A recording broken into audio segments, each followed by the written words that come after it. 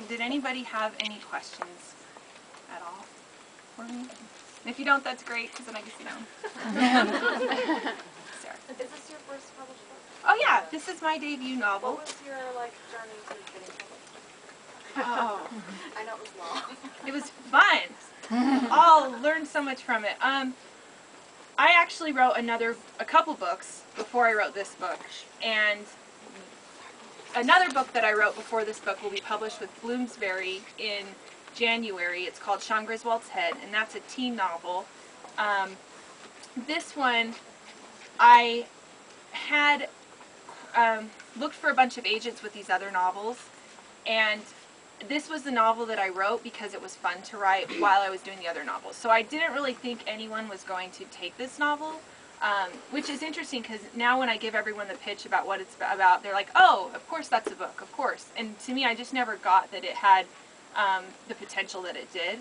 So once I found an agent, and an agent is someone who helps you sell a book. Once I found an agent, it was pretty quick. It took a couple weeks to sell the book.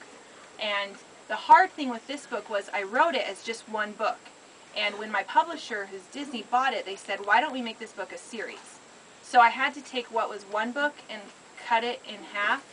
And so probably about 20% of what was in the book that I sold is actually in the book. All the rest I had to rewrite. And so there's things that were in the first book that are now in the third book, and I had to take everything and stretch it out. So if you like this, there will be another book coming out in this series next May. I had to think about that for a second. It's exciting. Yeah. There's more and more tiaras, like for years. You guys can have tiaras. I'll keep whipping them out. You want them. Here they are. Anyone else have a question? Does your mind think in small stories, or do you think in a long book story?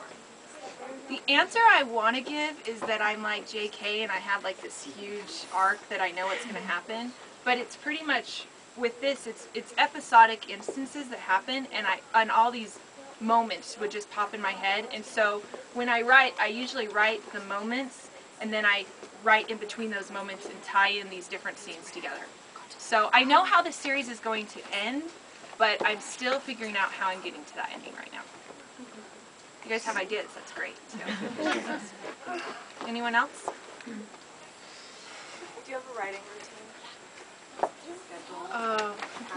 A writing routine. I have 3 kids. I have a 6-year-old, a 3-year-old, and a 3-month-old. And yeah, woo, my mascot.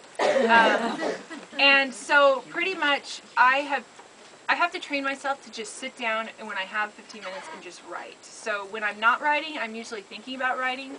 So when I'm driving in the car or whatever, I'm starting the scene in my head, so that way when I need to sit down and write, I can just sit down and write. Because otherwise, if I could sit and I've tried things where I talk to my characters out loud, and that's just a crazy person.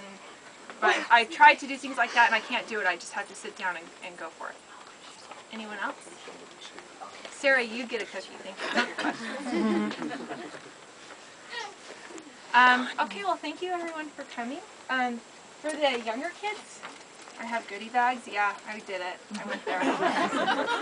And if you buy a book, they have tiaras, and you could also, anyone's welcome to have a candy necklace too. That's it. Thank you everyone for coming today.